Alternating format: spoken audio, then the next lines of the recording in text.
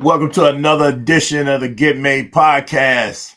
As always, I got a treat for y'all. So I had this thought that I need to bring somebody on here who can answer some questions, maybe help us out with some better understanding of terminologies that seem to be floating around and causing us some stress, right? Because a couple of weeks ago, well, actually, it's a few months ago, but the video came out where myself, a host of a program, and my wife was having had a conversation, a dialogue that took place, and it started based upon the fact that he was asking me, was I toxic?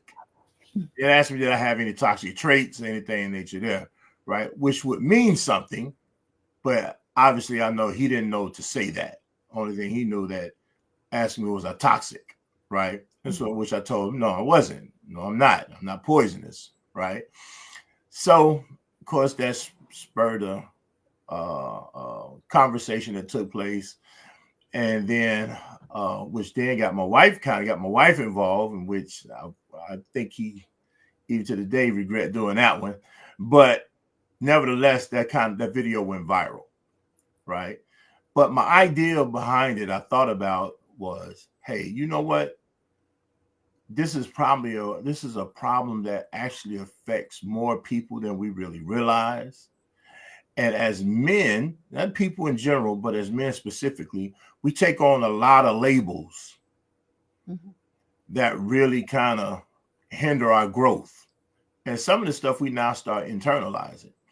So I wanted to bring on Michelle, everyone's favorite therapist, to kind of let's start diving in some of these things and let's start answering some of these questions. So, Michelle, how you doing? Glad to have you back at the Get Made podcast. And Alhamdulillah, I'm doing good. How are you? I'm good. I'm good. And I'm glad that when I called you, you didn't shut it down or anything. You're like, yeah, of course, let me check my husband first. But yeah, I ain't got no problem. I'll do it. Right. So I'm glad that you actually even see the need for something like this to take place.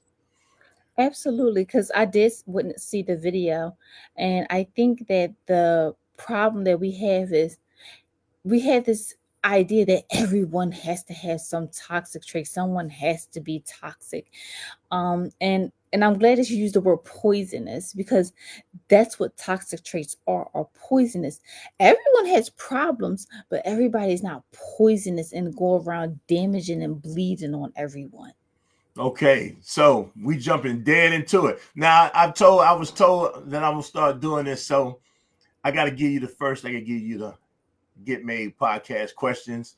I'm gonna do this. Now you won't have to do it again after this one, but I gotta start you out with this one, all right?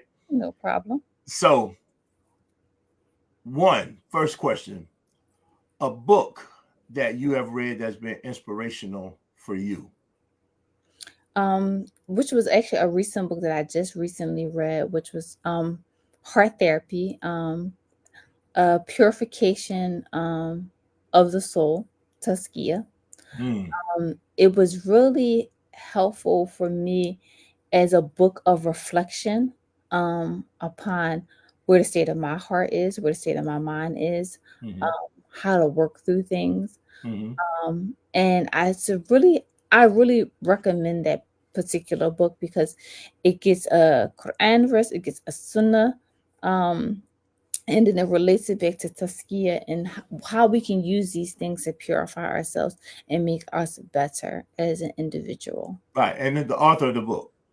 Um, Ali, Bu, his name is Doctor. What is it, Doctor? Hold on, because I actually have it right behind me. um, Albagothi.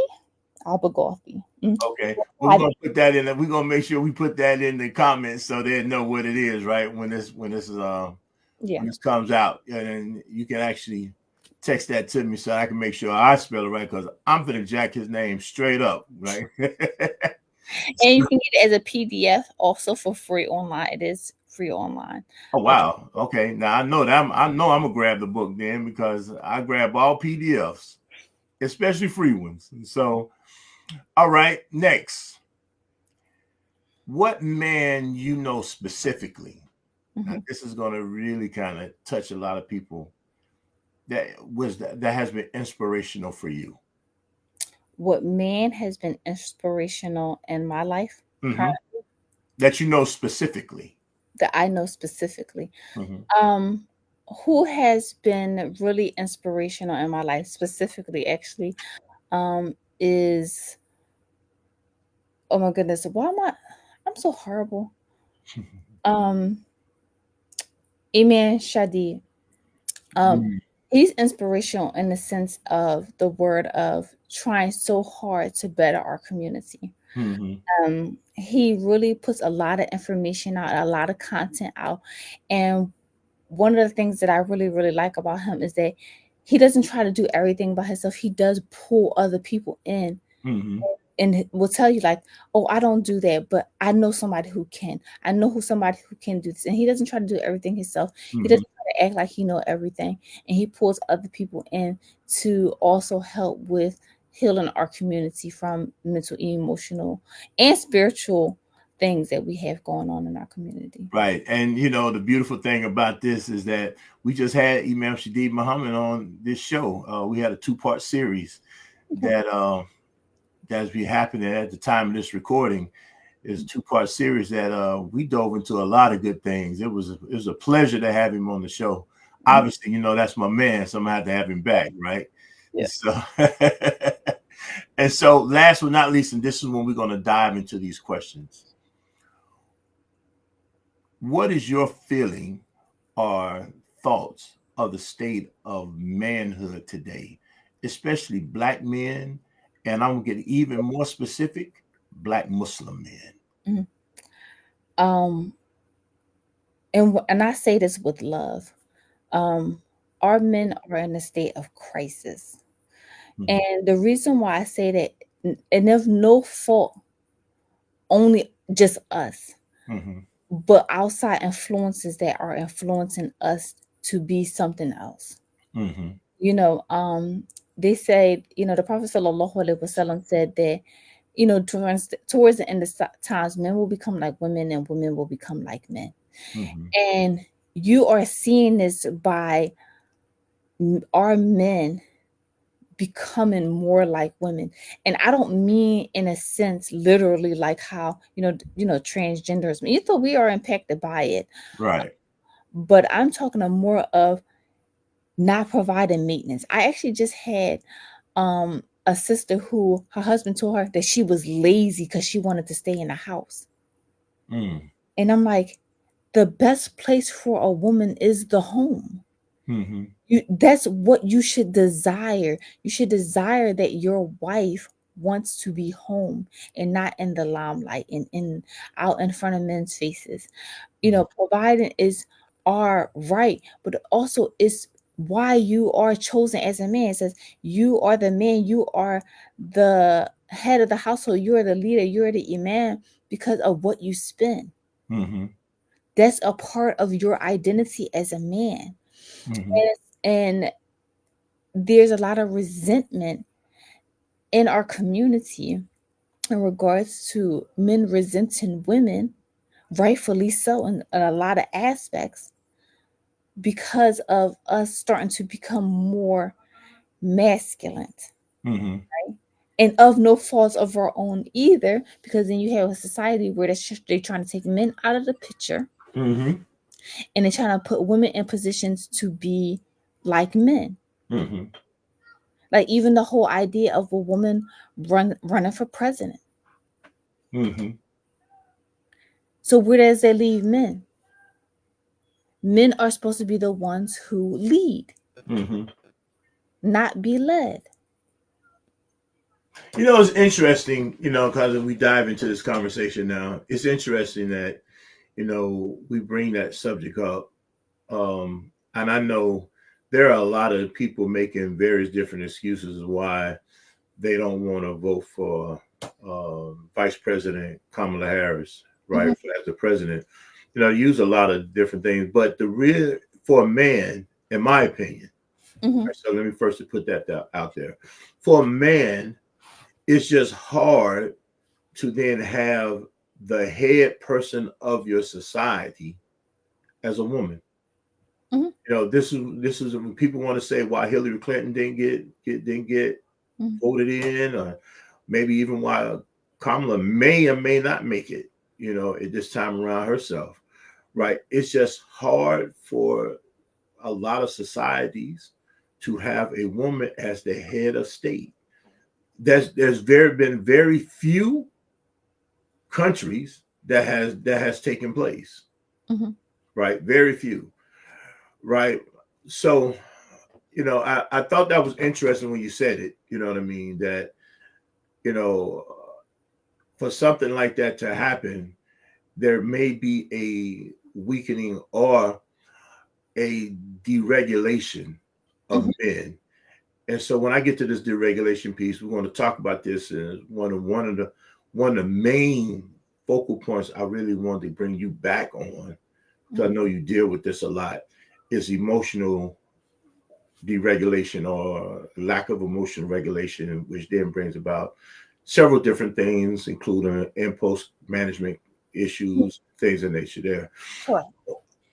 As well as when we start throwing clinical terminologies out there to make sure that they are, I mean, we don't really just want to dive into a DSM-6 or anything that you're there, right? But I want to be able to, in layman terms, Mm-hmm. rebuke some of this usage like narcissism, antisocial behavior, things of that nature there. But first and foremost, because all this should possibly tie in, but I want to get to this emotional deregulation.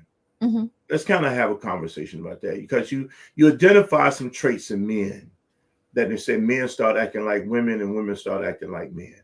Give Mm-hmm. us some of this understanding of emotional deregulation. So with emotional regulation, right?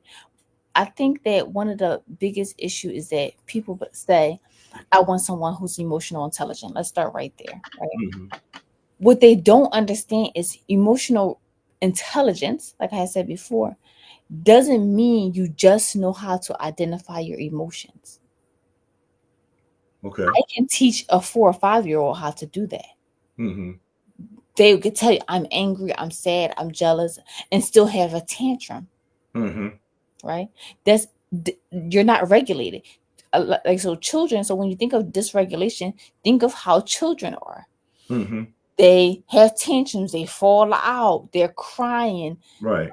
or you have some who they withdraw because they don't know how to deal with all of the feelings that are going on. Mm-hmm. Emotional regulations allows you to identify it, but also, okay, what am I going to do with all of these feelings Mm. I am having? Mm-hmm. Because no one is responsible for your feelings but you. See, Mm. what we'll try to do is, I'm entitled to my feelings. That means you should do something different so I don't feel this way. Okay. Say Not, that again. Say that piece again. I like that one. Say that piece again. yeah, they say, I feel this way, therefore you should do something different because I'm entitled to my feelings. Wow. You are entitled to your feelings, but that doesn't mean that I am the one who caused those feelings. Right. I'm not saying that it can't be, Right.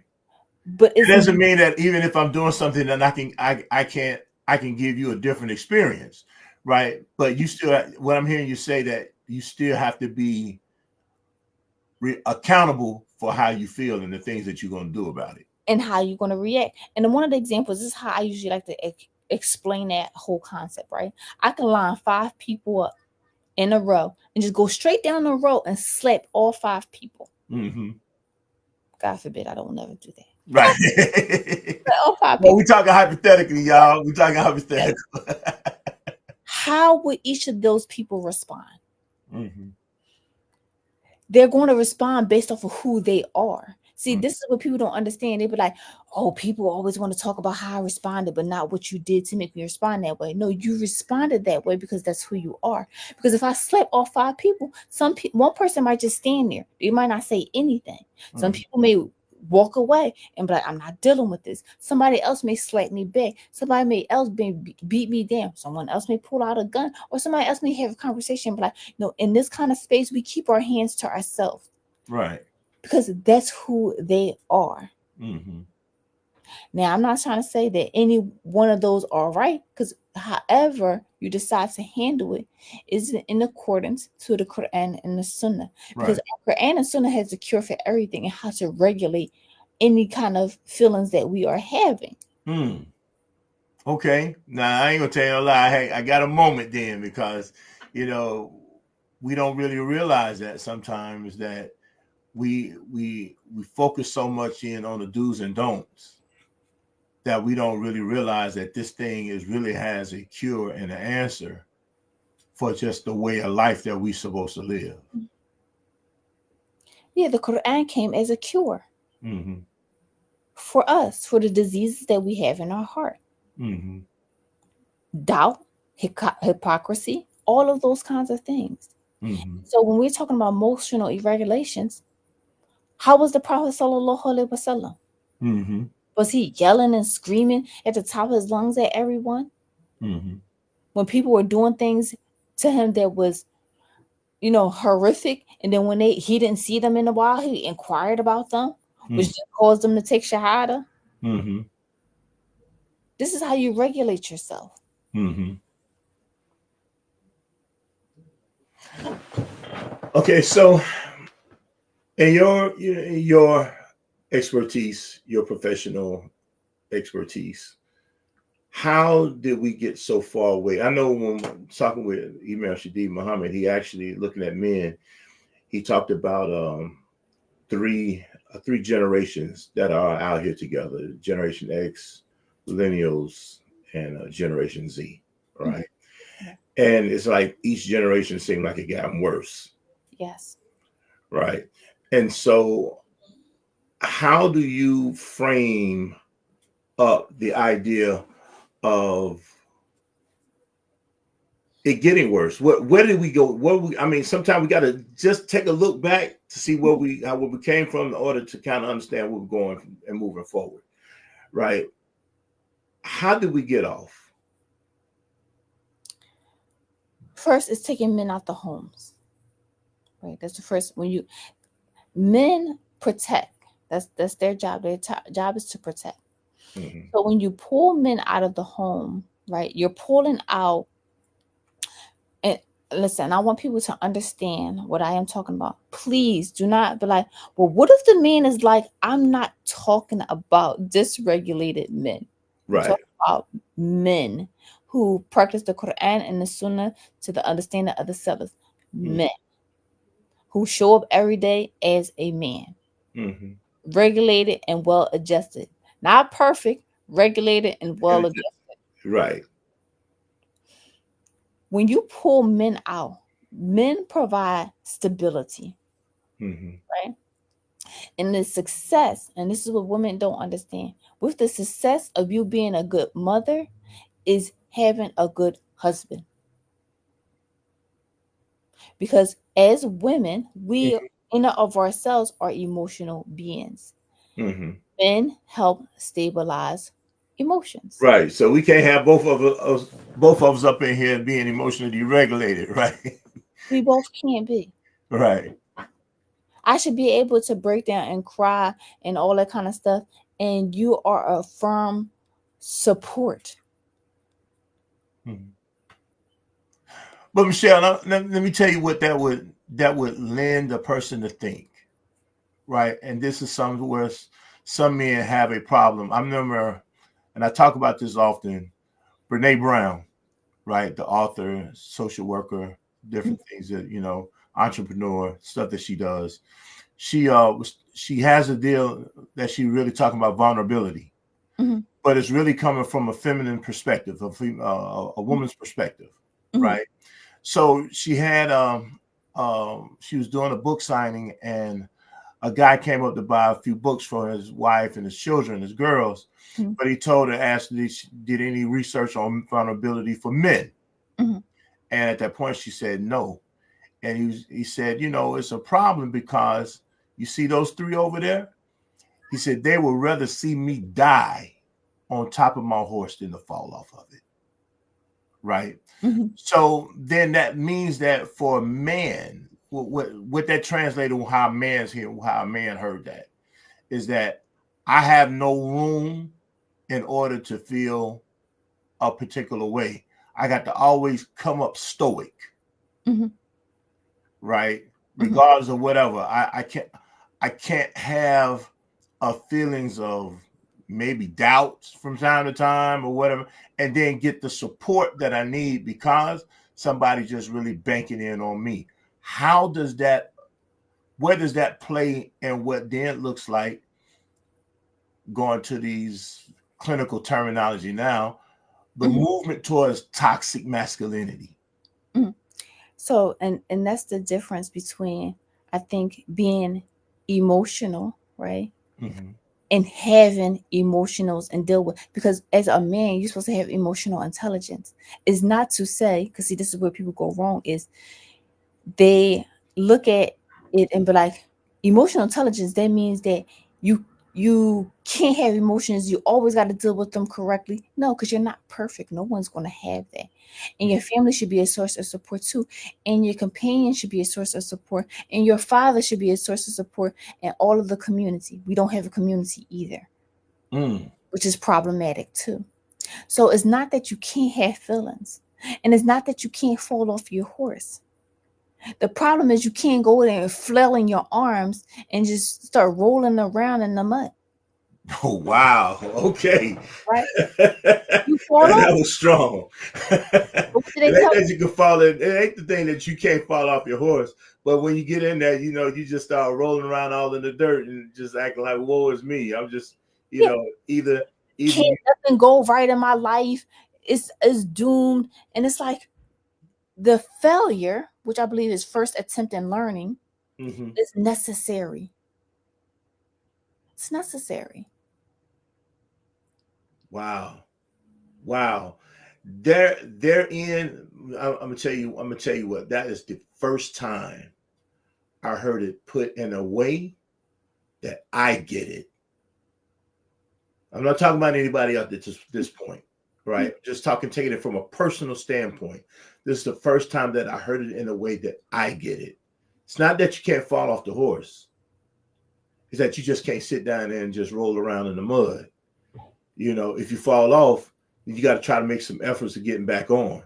Mhm. Maybe having the support of other people to help boost you back up on your horse or whatever, because your rightful place is your It's horse. of course. And I think the other thing they said that they would rather see me die on my sword, die on, die with my shield, or die, with my sword, than me to fall off this horse. Mhm. Right. Well, you may fall off the horse, but I'm hearing you say you may even fall off the horse, but you still, because you are the man, you still have to get up, pick your shield up, pick your sword up, get back on top of that horse, and get back in the game. Mhm. And me as your wife, what it may look like with support is you fell off. Okay, so you're starting to get up, right?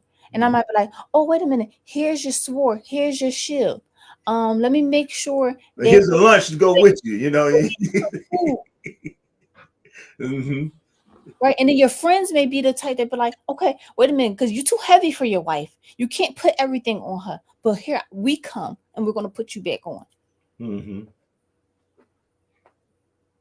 you Wow. hear the imams and the scholars and say, hey, you went the wrong way. You're supposed to come this way. You wind up going into a sinkhole over there. Mm-hmm.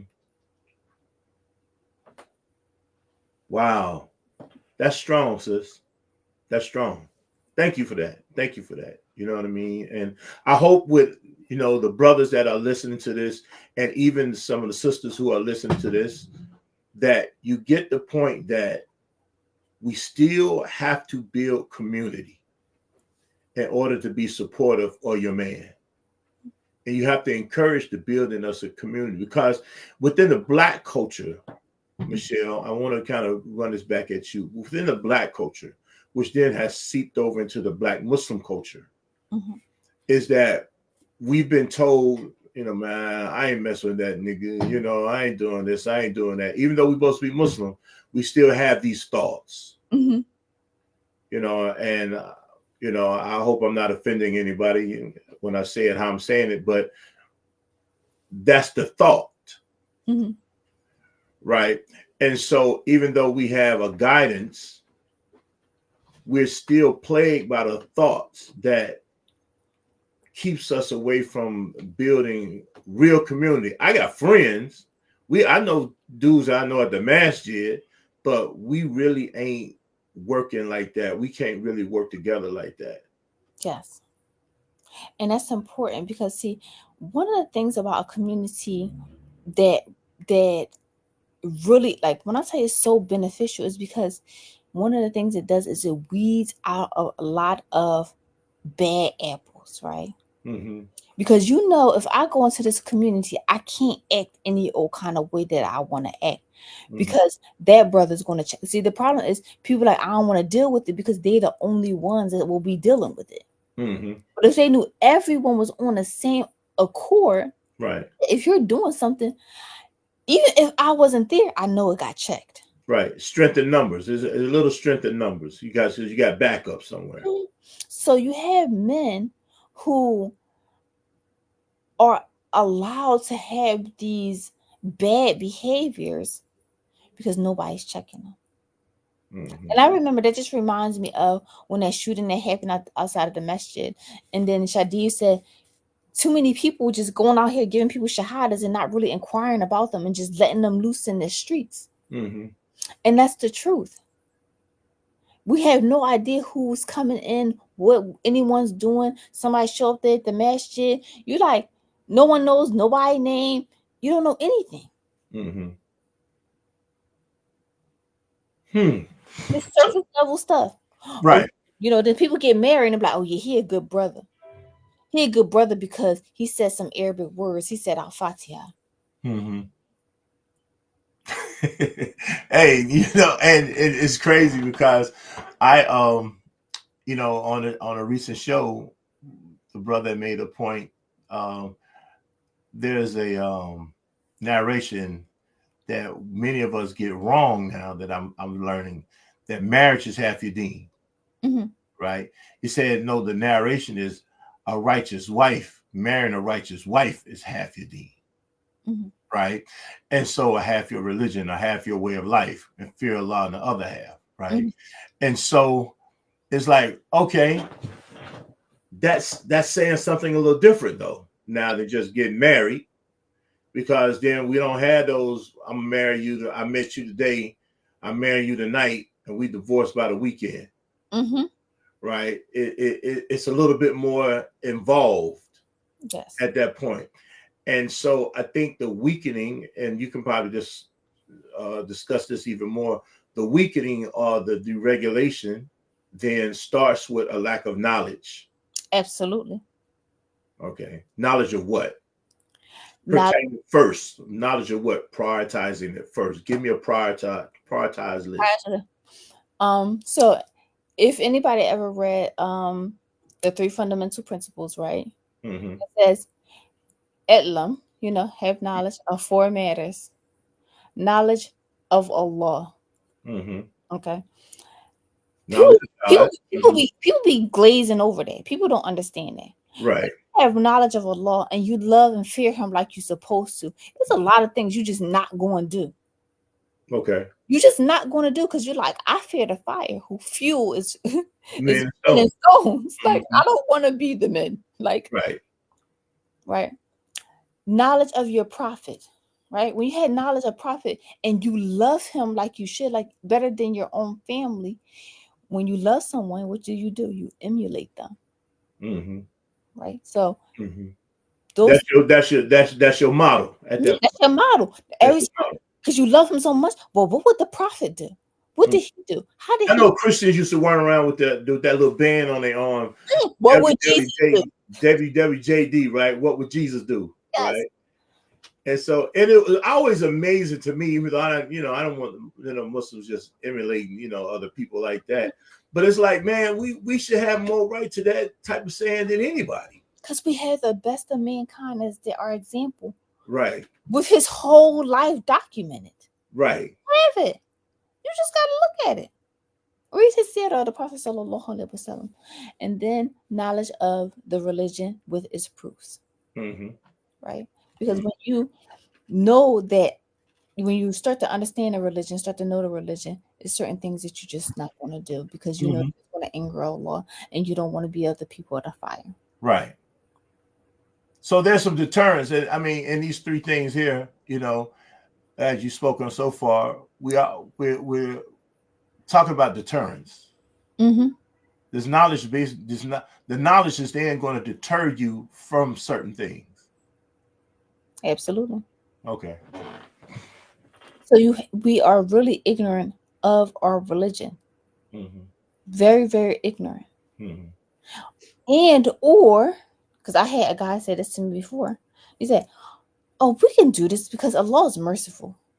I'm like, Okay. okay, all right. Uh-huh. But again, it says you don't know Allah because He's also just, and you can be merciful and have and be very stern in your And justice. get spanked all at the same time. You can be merciful and still get spanked at the same time. Because I'm spanking you out of my mercy, though. Because Right. I know if you keep going down this lane, this train of thought, Mm-hmm. going to be in a fire with fuels, men, and stones. Oh, So right. I think that people, again, there's still a level of ignorance and disease that happens in the heart Mm-hmm. that needs to be rectified. Because the Prophet sallallahu alaihi wasallam said that there's a lump of flesh that if it is correct, the whole body will be correct. Right. If it is not, then the whole body Right. won't. It'll be corrupt. Mm-hmm. And that is the heart. So then how do we, and I'm still with emotional regulation, Mm-hmm. So, right? We haven't gotten away from that. nope. I want people to understand we might have having a conversation. We still center this conversation around emotional regulation. How do we then merge? Because I think this is one of the problems too with people not going to a therapist or coaches or whatever to try to help them out in these arenas. How do we merge the clinical understanding of that with the spiritual aspect of it? Mm-hmm. Well, because everything that happens to us impacts our spirituality, period. Mm-hmm. Right. Mm-hmm. So if you grew up in a home where there was abusive, drug infested, all those kinds of traumas, you become emotionally dysregulated, Mm-hmm. right? But that also impacts your heart because it impacts your thinking, and when I say thinking, I don't always mean cognitively, but also your thinking that happens in the heart. That's why from the heart the limbs move, Right. right? And Right. so that it influences everything that happens around you. So the spirituality piece is is is filtering out the stuff that we talk about, because a lot of therapies be like, oh, in the mind, in the mind, in the mind, in the mind. And yes, your mind is impacted. I Mm. said, but all of the diseases and uh the core beliefs, they are residing in your heart. Mm. My heart says men can't be trusted, and therefore my brain says Don't trust men. don't trust men. I Mm-hmm. can't I can't do this, I can't do that.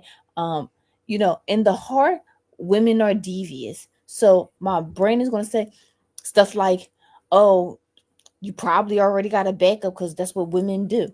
you know Right. so your mouth is speaking, your brain is speaking, but those diseases are in the heart. Mm. Wow. It's amazing. I was having a conversation with a client, this week, with a client and his wife this week, and I was letting them know, part of the problem that you guys got going right now, your heart isn't softened, Mm-hmm. and so therefore, if the heart is not taking it in, then the brain is already rejecting anything that's Mm-hmm. getting ready to come up. So if you saying, well, I want to try to do right, now you ain't trying to do right because your heart won't allow it to, even though you might have some curves or some nicks here and there, right? Your heart is still not tilled to be soft enough in order to receive that. Mm-hmm. And so that's what I'm hearing you say at this point too. If we always talking about the brain. We're talking about the mind. I don't even want to say the brain, Yeah, right? Because I think those are two different things, absolutely. right? If we're talking about the mind, then the mind is being, from what I'm hearing you say, the mind is being really affected by the heart. Yes. So then, now we can have brain damage, Mm-hmm. right? That then throws the brain, the chemical aspect of the brain off, Mm-hmm. which then may cause some issues, Yes. right? We're not going to dispute that. But what I'm hearing, based upon the aspect of traumas, Mm-hmm. because that's what we're really talking about a lot about here, is traumas. People really working from a position of traumas. Mm-hmm. And trauma can be from they just saw their mama kick it with somebody that, or their daddy do something they had no business doing, to outright out abuse, Uh-huh. right? That thing can range depending on the person, Mm-hmm. right? Maybe trauma could be, and I'm gonna ask you, is this a stretch, right? From a clinical point of view, I'm not putting you in a student of knowledge as far as a spiritual student of knowledge point of view, but from a clinical point of view, Mm-hmm. right? Would would trauma be um, something very much? Can we really consider that trauma? That's something that we can look at as very minute, right? I stumped my toe, right? Mm-hmm. And somebody put, the chair in front of the way in my way, and I stumped my toe. So now I'm just afraid of whatever, right? Give me a range of what trauma looks like, so people can really understand trauma. So that's a good question. However, that is something I cannot answer. Right. That And the that. reason being is because when it comes to traumatic experiences, right, it's so many factors that lays the foundation for if this is going to be a trauma or not, right? Mhm. So, for example, Well, I think you answering the question right now, sis. I ain't gonna tell you no lie. Now I think you answering it.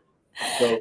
yeah, well, yes, because it also depends on like temperament, right? So all children come out with a temperament. Somebody Mm, may be more easygoing and like a lot of things just be like, ooh, and they just blow with the wind, and sometimes be like, oh wait, that they said something to me wrong. You mm-hmm. know, the real thing about trauma, what people don't understand, especially childhood trauma, I want people to really, really get this. It's really not always about what the child experienced. It's about how the people respond to it when they find out they are close to them. Explain that a little bit more. Explain that a little bit more. So, That last part of that. so for example, growing up, and I like to use myself an example, so it's real life.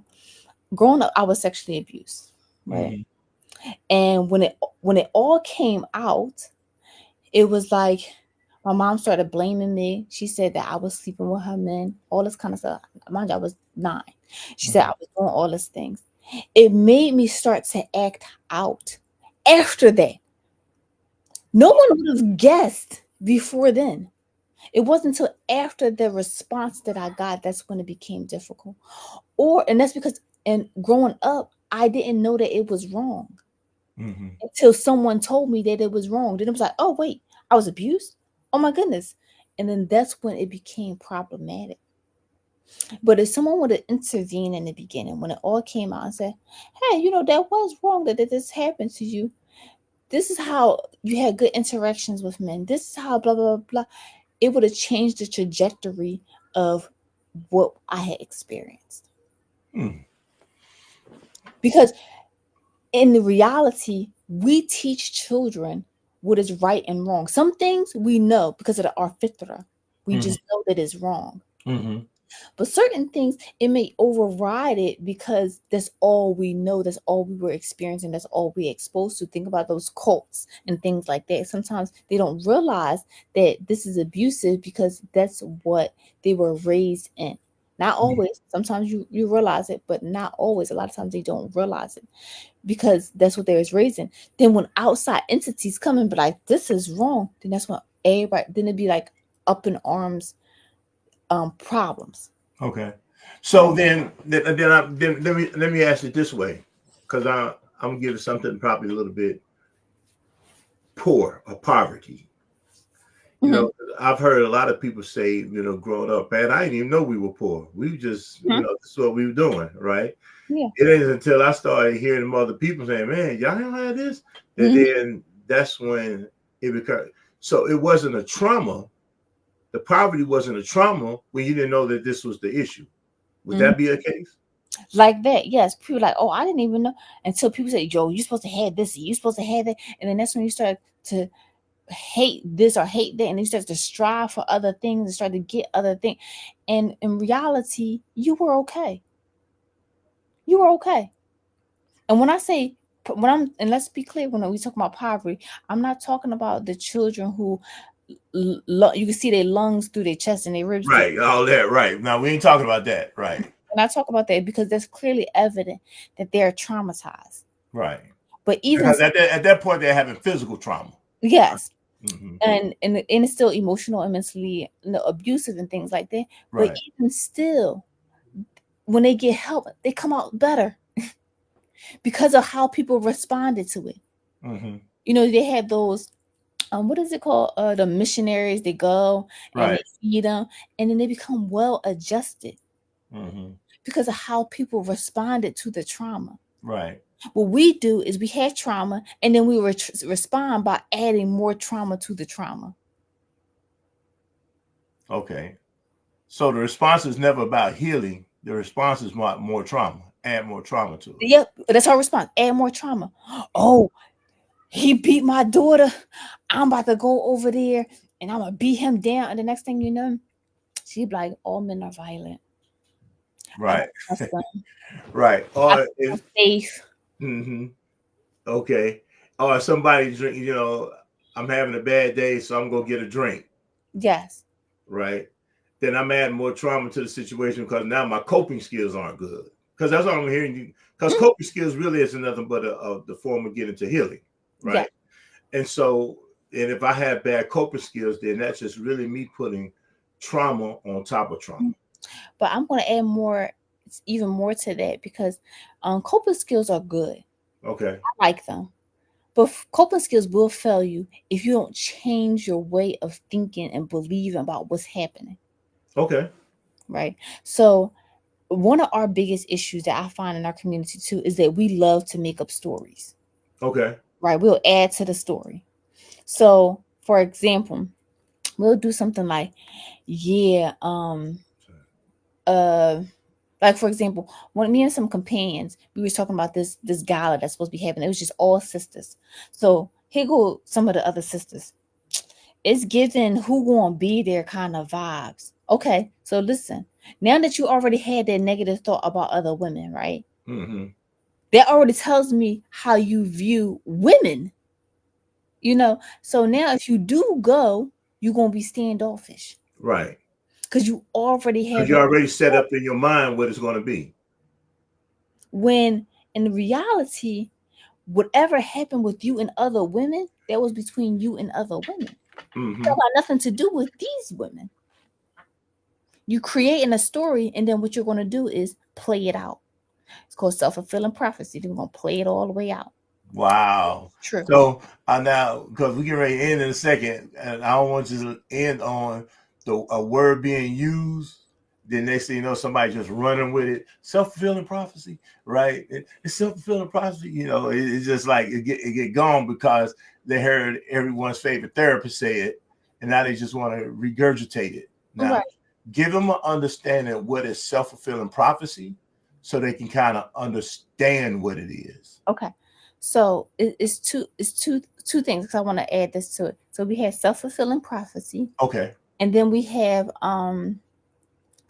uh confirmation bias. Okay. Okay. So, and Okay. the reason why I want to get both of them because they're so similar Uh-huh. that you should know because you still may mislabel.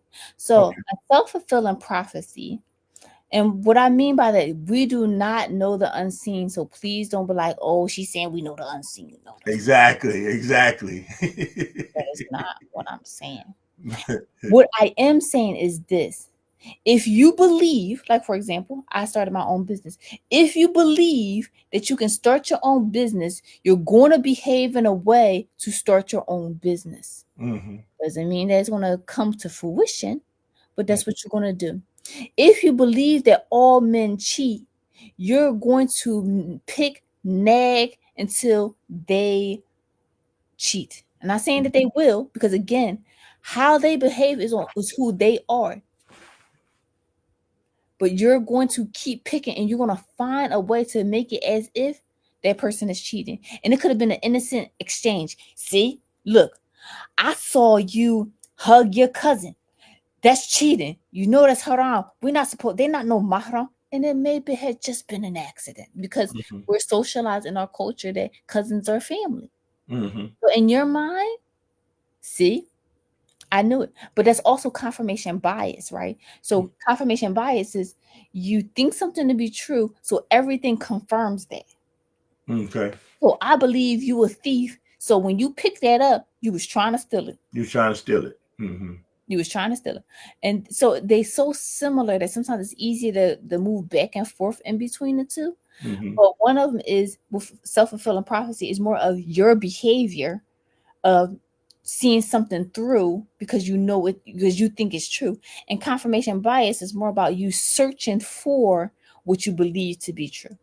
Okay. If I believe that God is real, everything is evidence of God. If I believe that God doesn't exist, everything is proof that he doesn't exist. Mm-hmm. That's confirmation bias. Yes, that's confirmation bias. Mm-hmm. So because the sun rotated, well, because the earth rotated around the sun, that's proof of God. Right. Some Well, people go with that, right? They yeah, because the earth rotates around the sun, I mean it's proof of God. Somebody say, well, because the no, earth rotates around the sun, that's a proof of science, yes, right? it's proof of science. So everything. Which doesn't make any sense to me. But I get what is in the understanding of what we have context we're using right now. This is how people just have a confirmation bias on what it is, whatever they believe it to be, that's what it's going to be, and And they they just don't need to, find evidence and everything's going to be a proof for for that. that which they believe is going to be. Hmm. And so that's why it's so important to get the help that you need so that you can come back and stop making up stories. That's Mm-hmm. why I said making up the stories, because the stories are based off of what you believe to be true and not what the evidence is. Mm-hmm. Mm-hmm. For And whatever reason. oh my God, because sis, that's why I'm gonna stick a pin in it, right? Because you gonna come back, so we ain't got to get it all. We ain't got to get it all today, right? Right. But that's amazing how you just said that. It's like when somebody done something wrong to a person and it was unintentional, right? But you initially thought it was intentional, Mhm. and then you had a conversation, say a person say, well, that wasn't something, I apologize, it wasn't really what I was intending to do, right? I had people still say, well, it still hurt, right? Right. But okay, but I just told you that wasn't, I mean, shouldn't there be some mercy or grace given in the fact that I just said that wasn't what I was trying to do? Mhm. But even still, and I'm gonna take it a step further, just because it hurt doesn't, and just because it wasn't, it may have looked similar to your own pain, Mm-hmm. right? So, like, I'll give you a great example because I love to use myself. I Okay. always have my phone on silent. My phone be on silent all the time. I know. And that's because I do a lot of therapy and the phone be ringing, ringing. And so I'll turn the ringer off and Mm-hmm. I'll forget to turn it back on. And then after a while, it just became a lifestyle that it's just always off. Mm-hmm. Right. And so let's just say I get in a marriage where a guy been cheated on before, and every time when he did it, that's when she went MIA. So then Mm-hmm. now my phone, I'm not answering the phone. What, you cheating? Right. No. Like, no, it's just, well, that hurt my feelings that you didn't answer. That's not a bad thing. And that's Right. why I tell people, before you go and say your feelings are hurt, one, ask yourself, was what happened a bad thing? Was it a bad thing? Gotcha. Answer the phone. That's not Right. a bad thing. It's not a bad thing I didn't answer the phone. It's just a bad thing when it wasn't answered before with somebody else that they were doing something they had no business doing. Yes. So Mm-hmm. that's not me. So now it's, hey, that's when you be open and honest about what you are dealing with and struggling with. Hey, it really bothers me that you don't answer the phone. Okay, Okay. I understand. However, I do therapy, I do this, I do that. How can we work through this? Because that's a you issue. It's not a me issue. Right. Right. All right. I'm here, So, I'm here with you. I'm right. supporting you, but it's not a me But issue. that's not a me issue. All right. So, hey, look, we're going to stick a pin in it today. No. Right. Tell them how, again, let everyone know how they can find their favorite therapist, everyone's favorite therapist. How So can they find So you can go on my Facebook page, which is Michelle Renee Davis. I use it for easy to be able to find me. On YouTube is Everyone Favorite Therapist on YouTube. You can also go. I had two websites. I had one, which is wfmmh.com. You can go in there to book an appointment or schedule an appointment. If you have Medicare and Medicaid, it's also actually best to reach out to me to schedule an appointment, because I do it through my nonprofit organization, which also is open and operational, and you can donate money to it, so that, because eventually what I'm trying to do is help people who have addiction to drug and alcohol, find housing and things like that. you? Okay. And that's rest-recovery.org. So you can always donate to there. Go on that website to see things that we are doing in order to heal our community. And Wow. to call is 484-841-9595. And so that's all the things I'm trying to do in the community in All Charlotte. right. Well, thank you again for being, such a great guest. My expert guest, you know what I mean? And of course, we're going to, at the Get Made podcast, we want to continue to bring good content, bring expert people here, because we need our leaders, our thought leaders, our community leaders to be a little bit more known, a little bit more active, letting you know them, letting you know that they are reachable, that they can be touched, so Absolutely. as to get the help that is needed in order to just live a better life. The way we're just trying to be in a position of being at peace, trying to Absolutely. live a better life. So, Get Made podcast, of course, streaming on YouTube at Get Made Podcast. Mm-hmm. Of course, on Facebook, you hit me at Hassan Clay, Mm-hmm. and we stream every Monday at 7 p.m. 7 p.m. on the dot. And of course, with grounded masculinity, one of the core principles of grounded masculinity is consistency. That we have is going to be consistency. So we are going to be consistent every Monday. بإذن الله. Inshallah. So y'all gonna have a great week. We're gonna see you guys back again next week for the Get Made podcast at 7 p.m. And we're gonna see you back, sister, in about another 3 to 4 or 5 weeks. Yes, And we're inshallah. gonna ask some more questions. We're gonna get some more good information, good content. All Inshallah. right. Y'all have a great one. Assalamu alaikum wa rahmatullahi wa barakatuh. Wa alaikum salam wa rahmatullahi wa barakatuh. Mm.